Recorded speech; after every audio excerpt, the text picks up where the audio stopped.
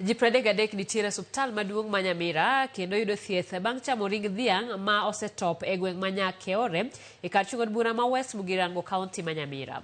Liekore ni jal moro ma japith ne onyiso jatije mondo oik dhiang' mane otho tok bedo matuo kapok giloko pachgi kendo loke kado.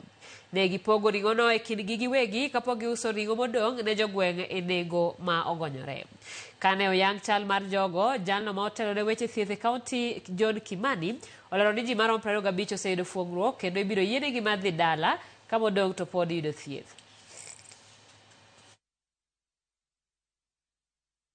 Nilikuwa napita tu hivi kwa marafiki zangu, nikaona wako na kitu. Nikaona hakuna haja tu niende nione kama watanipatia.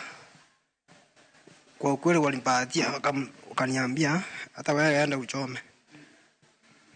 Mimi sikujua kama ilikuwa ni ugonjwa. Lakini sikukula peke yangu, nilikula na bibi yangu. Kidogo nikasikia tumbo inaniuma. Hiyo sikusikia vibaya. Siku ya pili ndio nilianza kusikia kama ni baridi.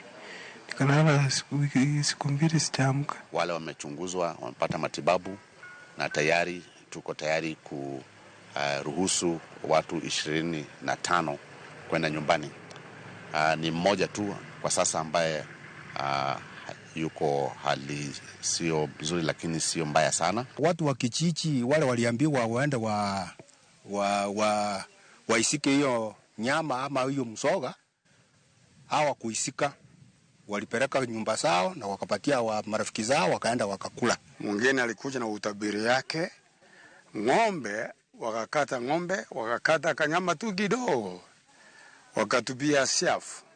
Hapo siafu ikakula, wakaona hiyo nyama tu ni mzuri, wakabebana ni nyama wakaenda kukula.